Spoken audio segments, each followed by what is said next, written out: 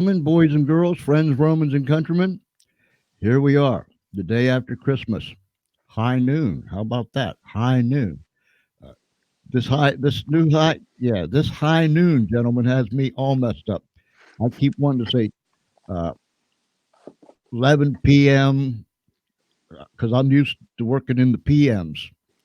Now we're down here in the a.m.s. Of course, it is the p.m. now. It's high noon, right? That's right. Yeah. So it's the 26th of December, and I'm still just as confused as I was on the 24th of December. So it makes no difference. Espinlab is still confused. And we have with us today Mr. Ed Temple. Certainly, he is uh, I was going to say no surprise, but Ed is always a surprise. Trust me. Uh, and we have our good friend Randy Osborne. Randy, it's good to see you this morning. Thank you, sir. Good to see you as well. And I hope you guys had a very Merry Christmas. Merry as always. All right. And there's Randy again. We had lost him for a split second. All right. We must do this, fellas. It's only 30 seconds, but we have to bring Dude on here. Bring him on. Dude has to come on, and Dude has to earn his keep. He's been slacking lately. We haven't been putting him to work, but here comes Dude for the opening of the George Espinlab show.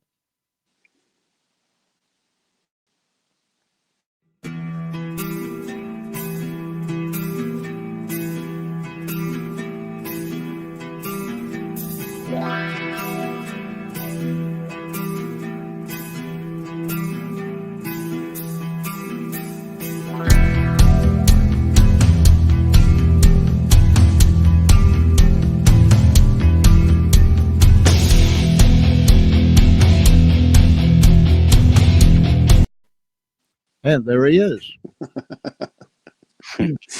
That's a well-trained dude. I'm telling you. I'm telling you. We told him when we hired him here at the Funny Farm.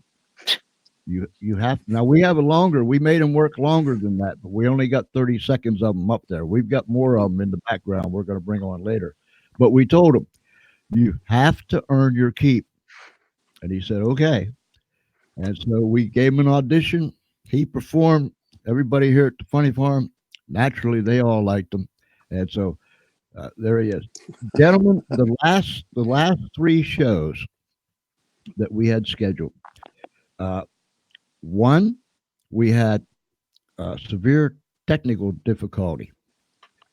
The second one, uh, we had a an equipment difficulty on the other end, and the last one, we had a an emergency that led to an individual having to go to the hospital. But thank the good Lord, she is all right now. So that was like three stingers in a row, and dude, he hasn't been playing. I mean, we keep feeding him, but we told him he has to come to work today, so he did. But it's good to have you guys here. It's good to be back, and I think we're going to have a fantastic show. Ed, I suppose everyone in the family treated you well. Not really, but I think I got a pair of socks for Christmas, if that's what you mean. Well, at least that's something. It's the thought that counts. Yeah, except they were Michigan socks. I'm not a Oh, Michigan fan, so Oh boy, yeah. Randy, and I hope everyone treated you well. they did recently, although a couple of weeks ago, I was rear-ended and totaled my car and had to recuperate from that Oh my, with back and neck and such. But I'm on the mend and replaced the vehicle with a newer, better one. So I guess I can't complain too much. God is good. yes he is. Yes he is. We just never know, do we, Nope. gentlemen? I understand, and I will be so excited someday, and hopefully soon, that I can say this here in the state of Delaware. But I'm so excited for you guys because something new is taking place there in the state of Ohio as it pertains to school vouchers. Ed, you want to tackle that? Well, I can tackle it to an extent. We have I just found out this year, even with our own kids, that our kids have been going to the school that they're at that is has quite a few kids on that take advantage of the vouchers, and we were not one of them. But Ohio has expanded the ability to use vouchers, including to for students that are already in schools that they got into, that they have been paying on, that didn't originally have vouchers, are able to get vouchers if their school is currently on the list of schools that qualify as voucher schools. And so it's much easier to get it in Ohio than it was before. Now, is that the school they're coming from or the school they're going to that they have to qualify as far as Yeah, voucher school? yeah, the school that they're either, well, it's threefold. It's either the school that they're, let's say they're at a failing school, or if their home school is a failing school. Okay. Even if they're already attending a school that's not failing, they still qualify to get the voucher. So as Good. you would know, with two kids at the school, we were that was when you're scraping to break even, it's real nice to be able to have the ability to use my tax money for the purpose that we felt is the best place or the best fit for our kids, instead of having to pay twice for our kids' education. Now we only have to pay once, believe it or not. I've done that in the past myself. I have 5 kids. We've homeschooled some, we've private schooled some, and we've public schooled some. And wow, it's a costly endeavor. It takes a lot of a commitment, but your children are precious, and we were more than happy to make the sacrifices at those different times. Hey Ed, you mentioned uh, explain this to me if you will. There is a failed school list, Hmm. correct? Yes. And then you mentioned if the private school, the Christian school, is on a list. What list is that? Okay, well, that's a different list. So the private or a Christian school that's private, if they're on the list, that they're on the list as schools that you can attend that are voucher schools. Not every school accepts vouchers. Some choose not to. Hmm. Is there any hooks on the end of that voucher? Aha! Glad you mentioned that, and that's why some schools won't take it. And that's the point, and that's the danger too, because what you have the potential of is the private Christian schools. It sounds like a great option to be able to get students the opportunity to get a Christian education. But on the other hand, there's always the catch. There's always on the other end of the stick criteria, and so that becomes a problem, and that's why some schools refuse to take it. Which is why there are some people that say, you know what, instead of doing vouchers, why don't we just do, other programs like, let's say, a tax, tax credits, or just the money follows the student. That would be my thing. Would be the money follow the student, because with no strings attached, none, zero.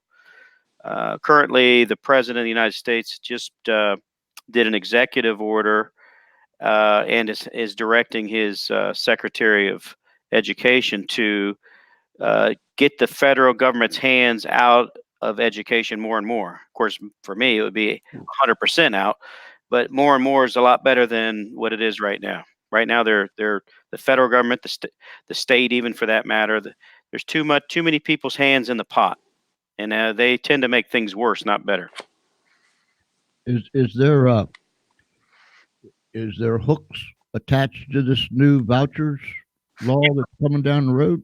I don't know if there's any new hooks. I'm gonna find somebody to come on the show to talk about that. But there's already hooks. The hooks that are already there. There's certain kids you're not allowed.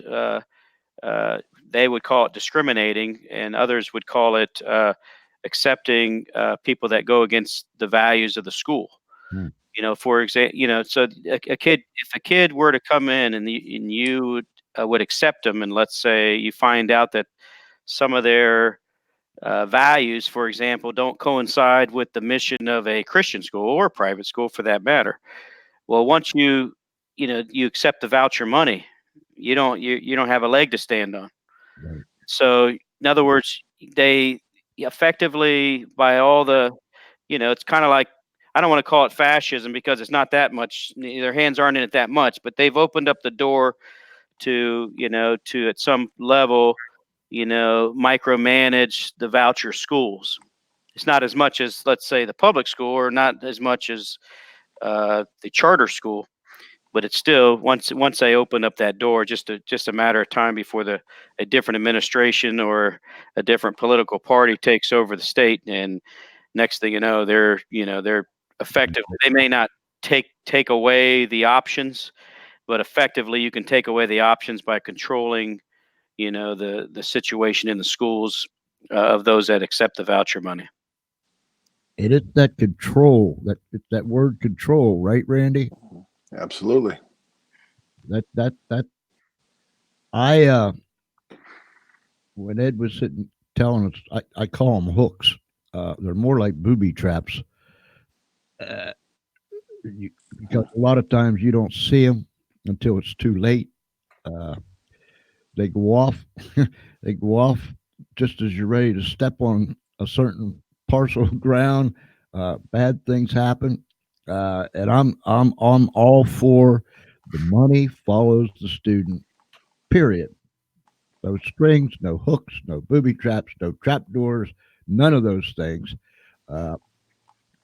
When did I see Dr. Kent is here? Excuse me, gentlemen. And hello, Dr. Kent. How are you?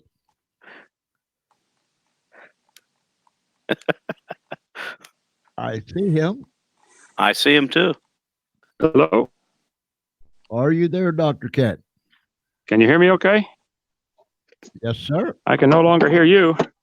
You can no longer hear us. No, We hear you loud and clear. You hear no audio at all, guys. you hear him good, Ed? Yeah, I hear him perfectly clear. Randy? Oh, hear okay. There, I can hear something. I hear Dr. Kent. Yes. Yeah, Are we there yet? I am here. I didn't know if you want to be on video or just audio. I got to sign a paper real quick, and then I'm ready to discuss whatever you want, if I can help. All righty, sir. Good. Sir, we're all tuned in loud and clear on December 26th. All right. It's good to have you, Dr. Kent. Well, thank you for having me. I can see the weather seems fairly nice down your way. Well, 75, Christmas, about right. Wow. He really knows how to hold it, guys. You know what I mean? Wow. Must be nice. Let's see. It's not too bad today. It's probably about 45, 46 right now. 10 I don't know below, what huh? them fellows I don't know what them guys out in Ohio got. Better than usual. Wow. Well, that's a great one. I'm glad somebody's having 75-degree weather. Anyhow. No, you're losing you again. Are you losing us again? Are you on the air? Yeah. Okay. All right. Can you hear us, Dr. Kent? Yes, sir. I can hear you now. Go ahead. Okay. All right. Randy, Yes, sir. I can. As- That a minute. we were discussing last time that rock formation. And excuse me, I'm no scientist. I'm no science teacher. So if I use this old Espanola slang, bear with me. Understand. When we were talking about the rock formation and how you say that tells the true story, could you explain that to us again? Well, there's a lot more than what I was just barely touching on, but what I was talking about last time was what I call bioturbation. And when you look at the ground around you, outside your home or wherever you are, you'll see that living things will change the layers. You have roots of trees. They give off a little bit of carbon dioxide. It dissolves in the water of the rain and makes carbonic acid, and it will take and make holes where there weren't holes before. And you've got also burrowing animals, fossorial creatures that will dig. And the soil just ends up getting mixed up, whether it's a groundhog or whether it's worms, you're going to have a mixing of the layers just because of life. And that's absent, remarkably absent in many of the rock layers of the earth, most of the rock layers of the earth, indicating that they were laid down quickly rather than allowing living things to change them before the next layer was formed. There, I think I got better audio now. Go ahead. All righty. So let me ask you this, Randy. And Ed, you can jump in here too, and then we're going to get Dr. Kent's viewpoint on this. When you teach that in public school to your Yeah. to your classes, Yes. do you teach it in a way that the biblical creation is expanded on or taught, or just how do you go about that? Well, the problem with most of the textbooks used in public schools is they're very one-sided, very opinionated, very biased. They tend to only show evidence that favors their theories, their pet theories. They don't want to include things like bioturbation being absent. They don't want to include things about erosion being absent from sedimentary rock layers. They don't want to include things like Hawaiian rocks being dated at 21 million years when they were seen to have formed 200 years ago. On and on and on. You can just go on for long periods of time. But I just add additional evidence, and I also, when we read various sections of textbooks, I ask now, was that an observation or conclusion? And they say, well, that's a conclusion. Well, what evidence is it based on? And then many times there's an absence of evidence. So this is the theory of the person who wrote this. Yes, it's their personal belief. But, rarely do they bring in the fact, for example, that the Kaibab upwarp near Grand Canyon was bent before it had a time to harden. It didn't crack when it bent. It was soft when it bent. And the river would have to flow uphill to cut that to cut the Grand Canyon. But rivers don't usually flow uphill, so there's some issues in saying that billions and billions of years caused this little by little.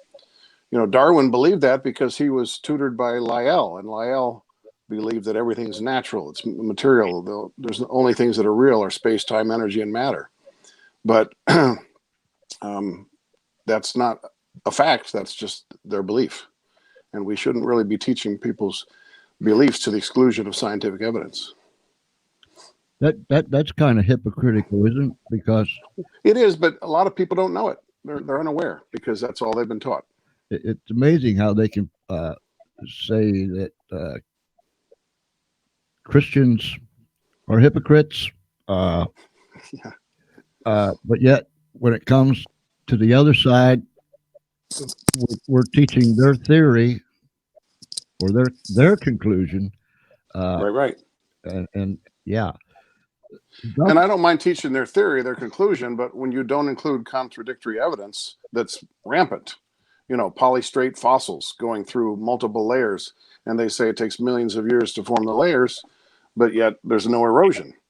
How is that possible? And how did the thing not rot before it got buried little by little over millions of years? Why are quaternary rocks buried underneath the Cretaceous ancestors? It doesn't make any sense. So there has to be additional thinking. It's not a done deal.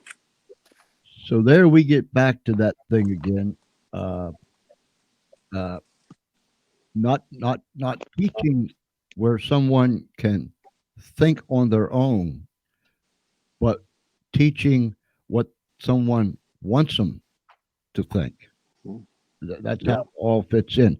Dr. Hovind, these rock formations, I was telling Randy before the show, when he mentioned it the last time he was on, that just fascinated me. And that's why I asked him to expound on that and how he teaches it in public school. From a biblical standpoint, how can like Randy just said, they said a rock in Hawaii was so many X number of years old. but it's really 250 years old.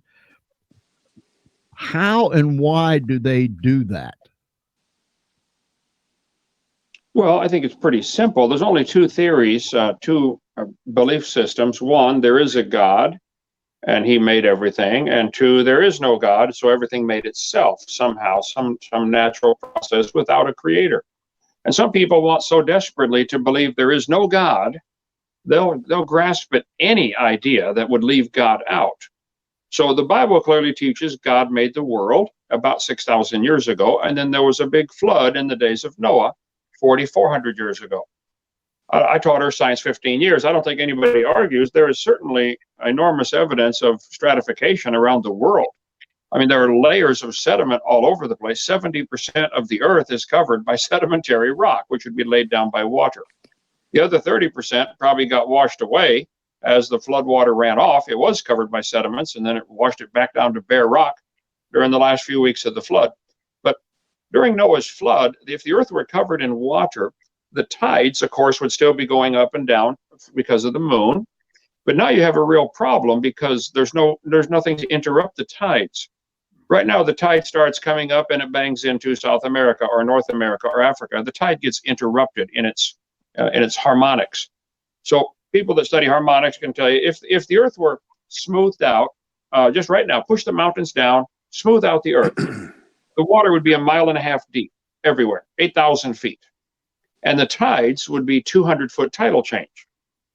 Right now, the highest tide is up in the Bay of Fundy, Canada, about 50 foot. Pensacola, it's about a 4-foot tidal change. Well, if you had a 200-foot tidal change every 6 hours and 12 minutes, now hold it. If the water's coming up 200 feet in Lenox, Alabama, where you have Dinosaur Adventureland, where'd all that water be coming from? It has to be coming sideways to keep the bump full at the same speed the Earth is turning. So the water would be rushing sideways at this latitude, almost 900 miles an hour. The water would go sideways at 900 miles an hour for a couple hours. And then once you reach full tide, high tide, it would stop, sit calmly for an hour, and then start rushing the other way as the bump drains, if that makes any sense. We have little demonstrations about that at our science camp here, Dinosaur Adventureland. But the water going sideways every 6.5 hours would make thousands of layers of strata in a matter of a few days or weeks. And all over the world, gravel is rounded, like it was in a rock tumbler. And nobody's asking the question, hey, why is gravel rounded? It was in a rock tumbler called Noah's flood. Wow. Once you reach high tide, at high tide, the water would sit still for maybe an hour, and then all the small stuff would settle out, and you would get a layer of clay. I live in a gravel pit. Somebody gave us 140 acres, an old gravel pit. There are 7 layers of gravel. There's gravel, sand, clay, gravel, sand, clay. It keeps repeating over and over. It goes all the way to North Carolina. From here to North Carolina, there are at least 7, maybe 10 consecutive layers of gravel, sand, and clay. And all the rocks are rounded. Now, they tell the kids in school those layers are different ages, which is absolute baloney. You know, they told me when I was in school, the top layer is younger than the bottom layer. I say, really? Where did the top layer come from? Outer space? Exactly. All the layers are the same age. Nobody They just got shuffled up. That's all. Good, good thinking. Good thinking. Yeah, from outer space. So during the flood in the days of Noah, you would get thousands of feet of sediment containing bazillions of dead things. And then at the end of the flood, it says in Psalm 104, toward the end of the flood, the mountains arose, the valleys sank down, and the water rushed off. Well, if the mountains lifted up, just like Randy said, the layers would be bent, but there would be no fracture marks, internal fracture marks. Right. They were bent while they were all soft. And then they hardened into hard bent layers.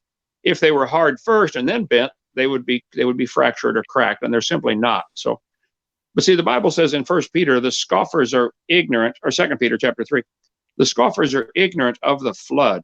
That flood explains all the geology of the world today, the stratification, the fossils. The Grand Canyon probably formed in a week.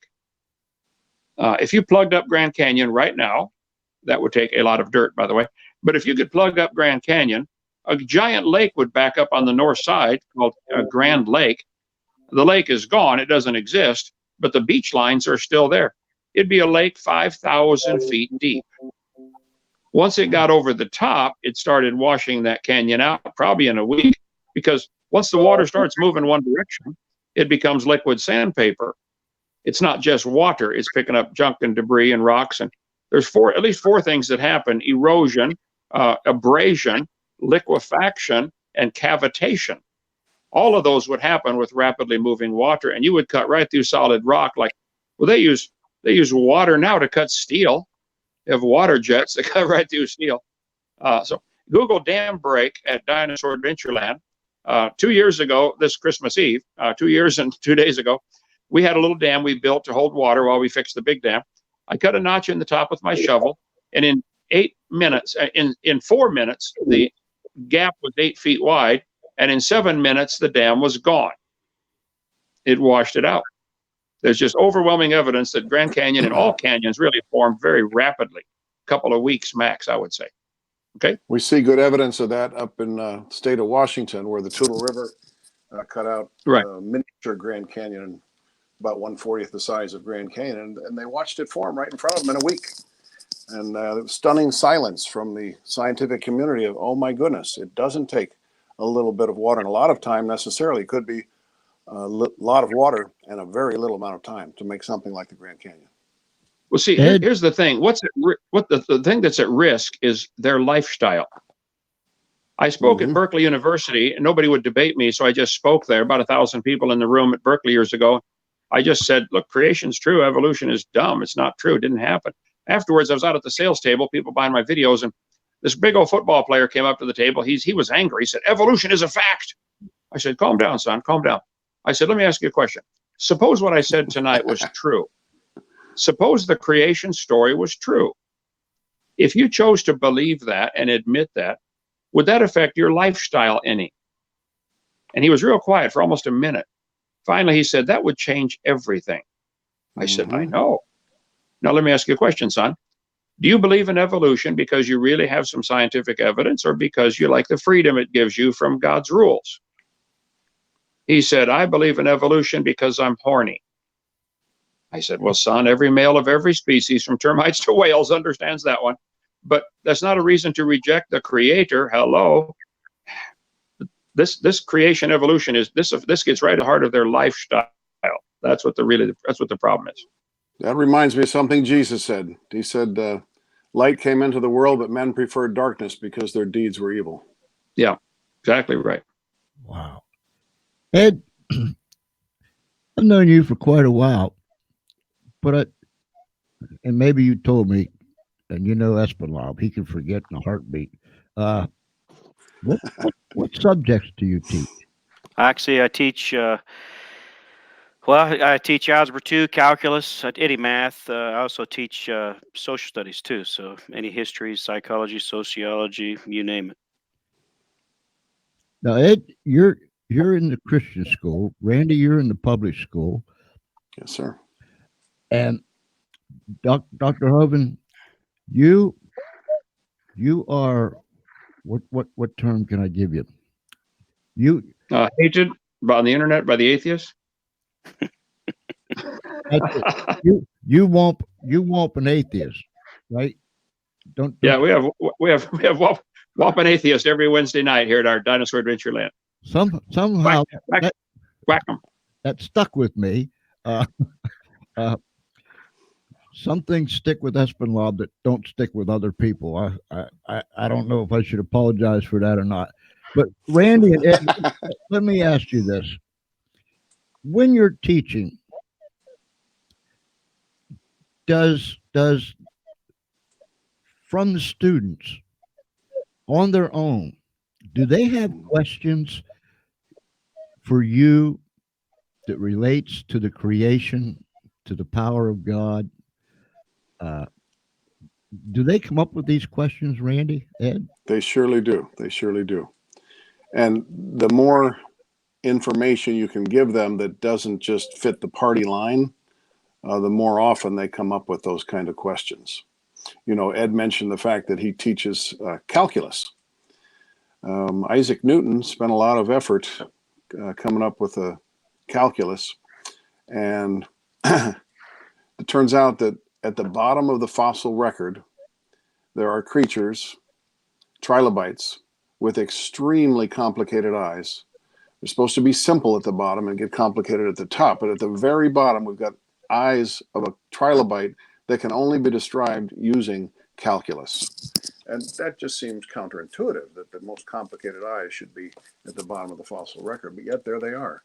Now, present that information and ask people to think about it, and lo and behold, they come up with some new ideas besides atheistic, materialistic, naturalistic evolution.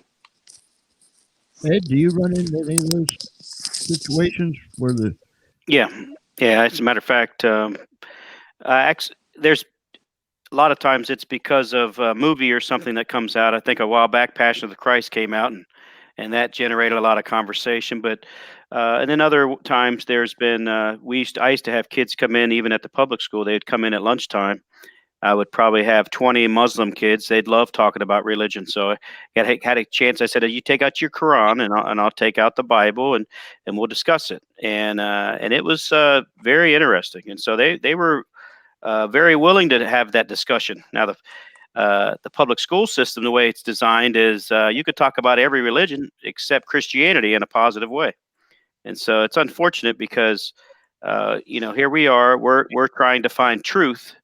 And of course, the truth, as far as I'm concerned, is in the Bible.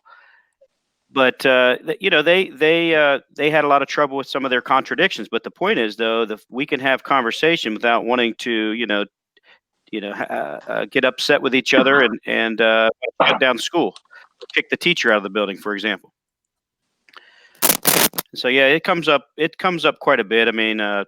It's more popular at sometimes rather than others, but at the Christian school, it's we're talking about it all the time. So that's the freedom we have, and I have to always look over my shoulder, like I have to remind myself I'm at a Christian school, because as soon as I mentioned the word God, I knew. I was like, oh, when I was in the public school, I say God, next thing you know, I'm called down to the office. So and so I still have a trigger. Like I always caution myself every time I'm doing it, just because of bad habit. But it's where I'm at now. It's free to talk about. But in the past, it had to come up in they had to bring it up. Let's put it that way. Ed Temple, please report to the principal's office. You still hear that ringing in your ear? Well, I put a part in my book that one time I had a AP history class I was teaching, and it just so happened that we were reading an excerpt from a book, and it happened to have a scripture on the bottom of it that I didn't even know was there. And I got called in the office and said, you're teaching religion. I said, I don't know what you're talking about. I said, well, there's a scripture right there. I said, well, that's news to me. I didn't even know it was there. And so they made a big deal about that. And I've come to find out years later, it was still in my file 15 years later. Oh, for goodness sakes. Dr. Hovind, you touched on something. I think I am more anxious to learn now. I mean, I'm 71 years old, but I have this thirst, this hunger that I just can't get enough. And you mentioned that it's a lifestyle. This evolution thing, it's a lifestyle. How did this all take? How did this happen? I mean, these so-called scientists say, okay, the Earth is X billion years old, or this happened so many billions of years ago. How did all this stuff happen? I mean, it's so simple when you look at it from one side, but how did all this other stuff get mixed in there? I don't even know if I'm asking the right way or the right question, but does that make any sense? Am I asking the right thing? I can help on that. Well, ever since Adam and his own way going on with, started in the garden, and said, yea, hath God said. He started his career questioning God's words. And then he said, no, you won't die. And of course, he's denying God's words. And then he outright said, Eve, you get to become God.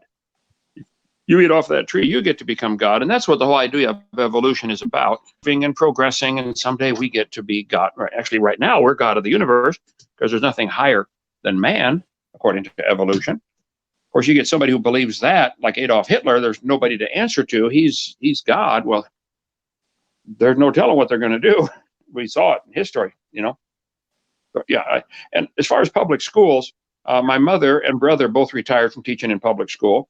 And people say, should we teach creation in public schools? And I say, hold it, there's a bigger question. Let's back up a step. Should we have public schools? Is the first question. If we're going to have them, then who should decide? Should it be the local parents or should it be some bureaucrat in Washington deciding what they're taught? Our 10th Amendment to our Constitution says, hey, if it's not spelled out in this document, the federal government has to stay out of it. There should be zero federal involvement in the public school system. None. Okay. They have constitutional bans from that. But Randy mentioned about, or Ed, about them putting something in teaching religion. Evolution is a religion. That's right. It's the only state-supported. We're all being forced to pay for a religion. I harp on that every program I do. Kent Hovind Official on YouTube. Evolution's a religion. You have to believe it happened. There's no evidence. Nobody's ever seen a dog produce a non-dog. Period. They can believe whatever they want to believe, but that's not science. I think for science class we should exclude origins totally. It's not part of the topic. Not observable, not repeatable, not verifiable, not falsifiable. Right. That's a problem for science. Yeah, evolution's a religious belief, and if they want to believe that, fine. But don't force everybody to pay for that to be taught in the school system because it's not part of science. Even if it were true, I tell people it's a completely useless theory. Completely useless. There's no value to it at all.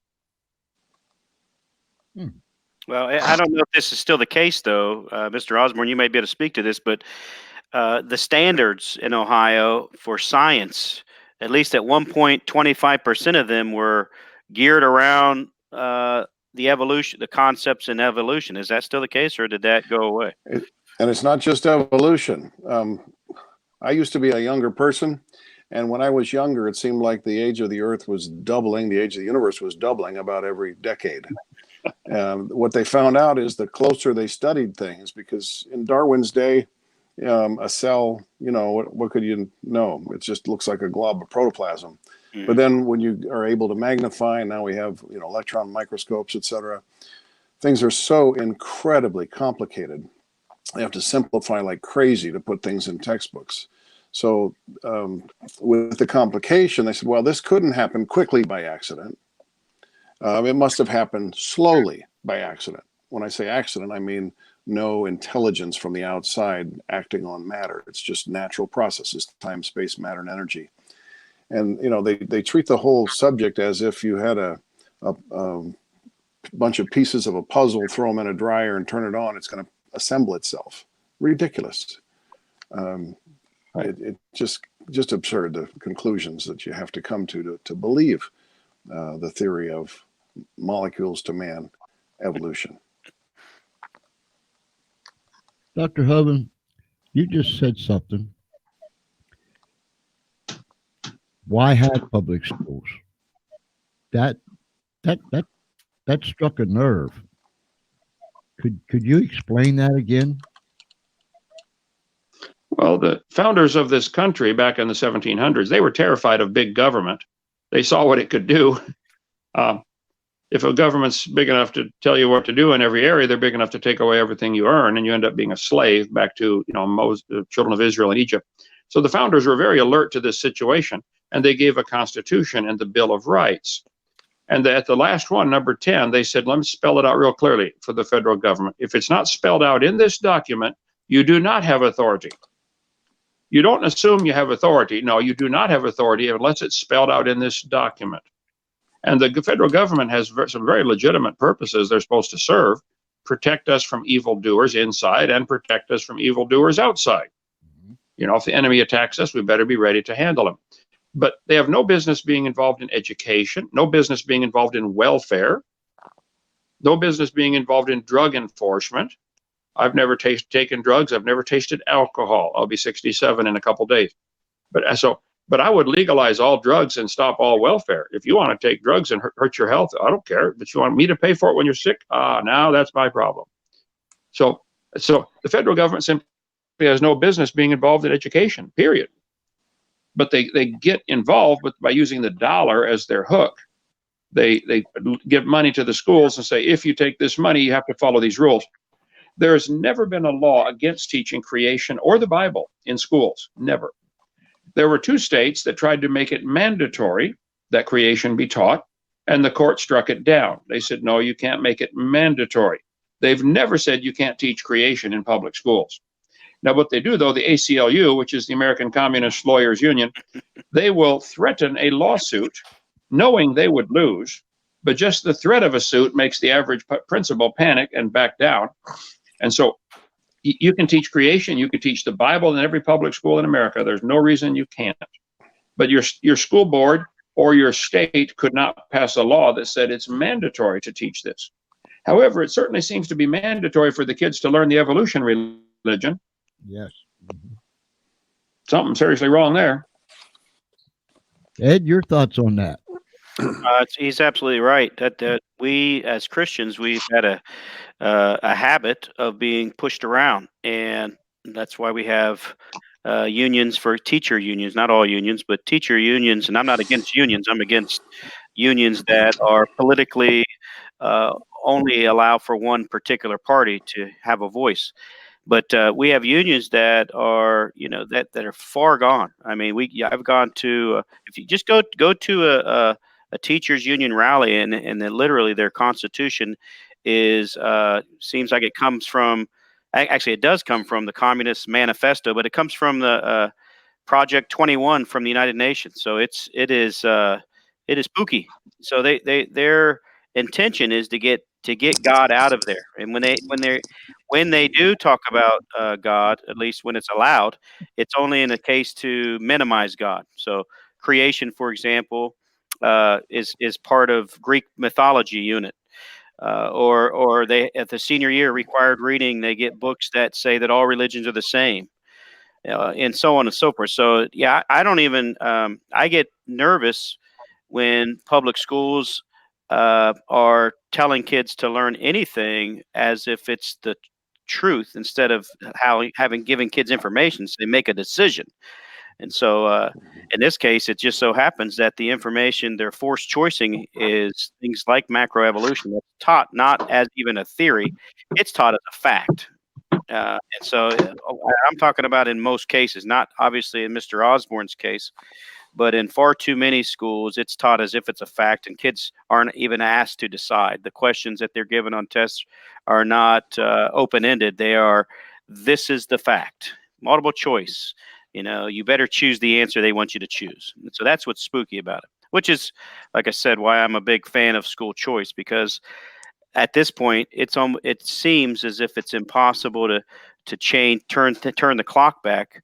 Meanwhile, while we're waiting on school choice, teachers need to know, like Dr. Hovind has already stated, that they have to stop being trampled over and teach everything and teach all sides, even if they're not even a Christian.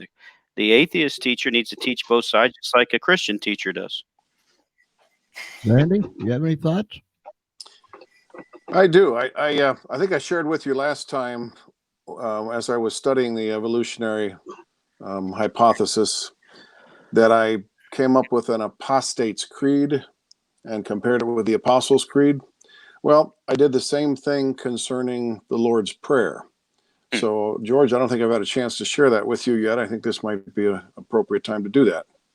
Please do. Now, this is not my belief, but this is a kind of prayer that the makers of our biological textbooks would be coining if they were making a prayer. Our Father, which art Charles Darwin, famous be thy name. Environmental pressure come, natural selection be done, on earth and in the water. Give us this day an adaptation, and reproduce our best as we eliminate the competition. Lead us not into predation, and deliver us from extinction. For thine is the kingdom, and the phylum, and the story, ever since the Big Bang. Love it. That's not the beliefs I wanted for my kids. So I taught my children more than what was in the textbooks. Right. Yeah. Dr. Hovind, I need to ask you this. Maybe we touched on it last time. Dinosaurs. All kids love dinosaurs. I love dinosaurs. Everybody loved dinosaurs. But Me too. doesn't the scientists, and I use that quote unquote, don't they have it wrong when it comes to dinosaurs? Absolutely. Well, the Bible teaches very clearly that the world is about 6,000 years old and God made everything, capital E, everything, in 6 days. Well, that would mean dinosaurs had to live with man. The Bible also teaches in Genesis chapter 5 that the people lived to be 900 years old before the flood came. Well, it's a simple biological fact that reptiles never stop growing. Reptiles grow all their life, so before the flood came, if the people are living to be 900, the reptiles are living longer and getting huge. So the dinosaurs were simply big lizards that lived with Adam and Eve. And then Noah would have taken them on the ark, probably babies, just be sure to get a pink one and a blue one, which is kind of hard to tell with reptiles, but apparently they can tell, which is all that's important. And then after the flood, people killed most of them. They called them dragons. All through history, there are thousands of stories and legends of people killing dragons. In the book of Job, he describes an animal called behemoth that has a tail like a cedar tree. Some reference Bibles put a note in the column saying this is an elephant, hippopotamus. I said, you got to be kidding. Go look at the tail on an elephant, hippopotamus. It's not like a cedar tree. So, and then it describes the whole chapter on Leviathan, Job 41. So my contention is the Bible is true. God made everything in 6 days. Dinosaurs lived with man. And probably they're fascinating creatures. Every kid I've ever met loves dinosaurs, and it's a great teaching tool. So Satan said, hey, I'm going to use God's creatures to turn people away from God. And you can ask a 4-year-old kid before they can even read, when did dinosaurs live? And they'll holler millions of years ago. Mm-hmm. Yeah. They can't even read yet. Already they're indoctrinated. Yep. Wow. That's why we have our Dinosaur Adventureland in Lenox, Alabama, and our website is drdino.com. And our phone number is 855-BIG-DINO. And we hope to build the world's biggest dinosaur here down in Lenox, Alabama, population 35. That would be nice. Yes. Wow. Give us that phone number again. 855-BIG-DINO. 855-BIG-DINO. Fine. Mm-hmm. I'm extension 3. If you got any questions, give me a call. Randy, Yes, sir. what can you tell me about those big dinosaurs? Well, let's look at some things. There is an old science book called Historiam Animalium in the 1500s that included as living creatures dragons. We've got art, authors, carvings, drawings, legends, old science books, figurines, historical literature, paintings, petroglyphs, and statues all over the world showing that living people saw dinosaurs because they depicted them accurately, which is really hard to do if you've never seen them. Huh. We've in Angkor Wat over in let's see, right next to Thailand, Cambodia. There's some fascinating carvings of dinosaurs right next to currently living creatures. Alexander the Great is referenced concerning dinosaurs. There's a Drachenfels Castle in Busenberg, Germany, which means dragon related. There's this dragon horde in England. There's Grindelwald in Germany. The Inuit Indians have some legends about dinosaur related creatures. The Chinese national animal is the dragon. And there's even stories of dragon tamers whose job it was to lead the leader of the country in parades being pulled by dinosaurs. Marco Polo gives reference to dinosaurs. Pliny the Elder in his natural history book references dragons. The Sioux and Dakota Indians reference them. The Cherokee do. There's Worms, Germany, and in Zimbabwe, there's pictographs. Last summer, I went traveling with my wife, and one of the places we went was to Prague. And in Prague, there was a statue of a saint killing a dragon. That same statue we saw in 2 other countries. It's famous around the world. We went in Pittsburgh to Pitt University, and they have rooms in their chapel for different countries. The Russian room had that same depiction in a painting of the saint killing the dragon. So it's fascinating to see that there's a lot of evidence that living people saw dinosaurs. And the scientific evidence that we're finding recently, things like soft tissue with dinosaur bones, you wouldn't expect soft tissue to last for 75 million years. I mean, that's kind of ridiculous. Right. But yet there is a soft tissue still attached to the bones. Dr. Hubin, Yes, sir. I know that Hollywood and many of the scientists depict these huge creatures as millions of years old. And I also have read they believe a huge meteorite came and struck the earth and blew them all up. And that's how the Grand Canyon was made, and this and that. What actually killed the dinosaurs? Well, people. They just like Randy just read off. There are hundreds of legends of people killing dragons for all sorts of reasons. They'd kill them for meat, kill them because they're a menace, a nuisance to society, or people just feel threatened by them. Some people would kill them just to be a hero. Why did they go out and try to shoot Bambi's daddy? Get the biggest one, hang the head on the wall. So I think there's same common sense reason. If it was announced on the evening news that there was a grizzly bear roaming loose in your city, by 6 a.m, every redneck in 5 counties would be out there trying to shoot it to get the reward. Right. So the dragons were exterminated by man. Also, if you look at the dates in the Bible, from Genesis 5 and Genesis 10, before the flood, they lived to be 900. After the flood, they dropped off right away to 400, and then 200, and then 100. And today, hardly anybody makes it to 100. Well, that would affect the dragons. They couldn't live as long to get big enough. Some probably couldn't even get big enough and old enough to reproduce, and so the whole species would die out. That's probably a brachiosaur, wouldn't make it. I don't know, but they've always lived with man, and either people killed them off, or the new environment after the flood just simply didn't allow them to live long enough. I always see and read and hear about these dinosaurs, but more recently I've read that it seems that more and more are being discovered here in America, in different parts down the Southwest and so on and so forth.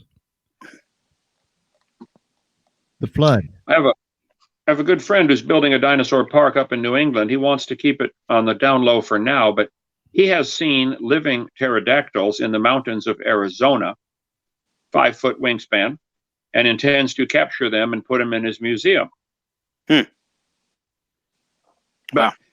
I'll bet you $100 if they catch a live dinosaur, if they go to the Congo swamp and catch a live apatosaurus, which I think are still there, and they bring it home and put it in the Brooklyn Zoo, they will put a sign on there that says, "Boys and girls, take a look. One dinosaur survived for 70 million years." It will never enter their mind to question their religion. No, it's a living fossil. Living fossil. Amazing. It won't cross their mind. They have a name for it. Living fossil. Yep. There's so many of them. It's ridiculous. George, They're extinct, but they're alive. George, you mind if I ask a question here? Sure, go ahead. Oh, this is for the doctor. Dr. Hovind, let me ask you a question, because I watch your show on YouTube. It's quite educational and entertaining, to say the least. But you were on a show the other day. It had a scientist, and he was claiming the Earth is old, and you had a name, and it might have been offensive to some people, but I think maybe it needs to be said. Do you remember what name you were calling him? I don't remember that one. I've done 200 debates. I don't remember. Well, it was Willing. well, I think you called him a heretic. Oh, okay. And Well, and so someone- and why do you think that's an accurate name? Not that I'm disagreeing. well, if someone claims they believe the Bible, but they teach something that is so obviously contrary to the clear teaching of the Bible, that's heresy. Jesus said the creation of Adam and Eve was the beginning of the creation. Matthew 10:6, Matthew 19:6, and Matthew 10:4. Well, if Jesus said the creation of Adam and Eve was the beginning, and somebody says, "Oh no, dinosaurs died before man got here," I say, "Excuse me, that's heresy."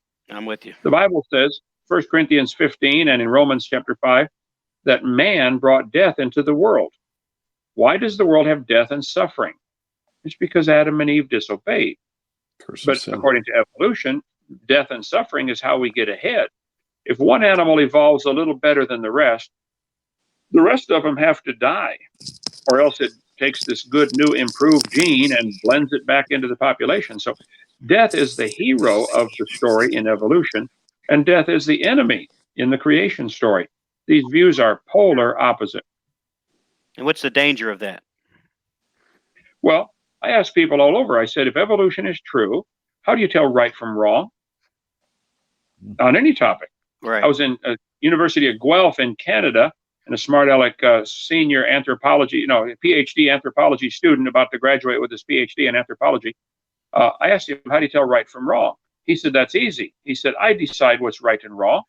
He said, I'm the God of my own universe. I said, I'm glad to hear about that, because I'm going to come shoot you in 5 minutes.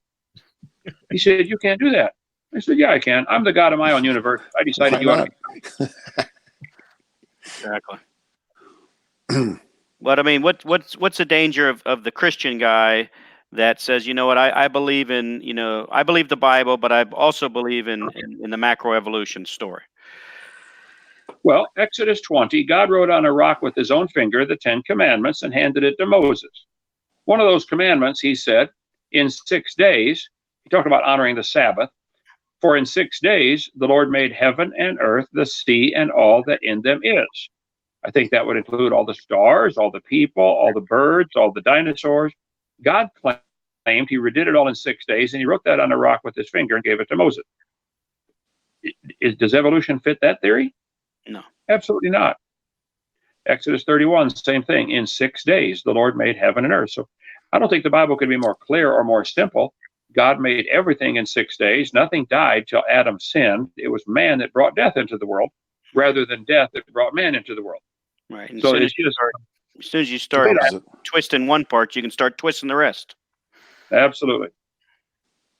Claiming to be wise, they became fools, worshiping and serving the creation more than the creator. Exactly. Yeah. Gentlemen, two scriptures come to my mind. I guess we could sum this up by saying this. Train up a child in the way he should go, and when he is old, he will not depart from it. Amen. What an awesome responsibility Yes. that's been placed upon us. The other one is a double-minded man is unstable in all his ways. I'm Amen. sad to say, I hate to say it. It's unfortunate that we have to say it, but I'm afraid that there are far too many double-minded men in this country and in this world today. I still hear the prophet saying, God looked to and fro for a man that would fill the gap, make up the hedge. Oh God, give us men that will stand on the pure unadulterated word of God. Nothing more, nothing less on his word. I could sit with you gentlemen all day long. You inspire me, you thrill me, you lift my spirits to know that there are men just like Dr. Hovind, Randy Osborne, and Ed Temple. I'm proud to know you. I'm proud even more to call you my friends. Gentlemen, I pray and I trust that you'll all come back on the show again. My prayers are with you. We have our marching orders. The Goliath stands and bellows, but God's people mounts up and marches. Thank you, gentlemen.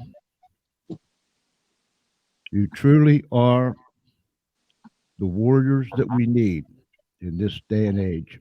And I don't say that with flattery. I say it from my heart. Thank you so very, very much. Ladies and gentlemen, boys and girls, friends, Romans, and countrymen. Wow.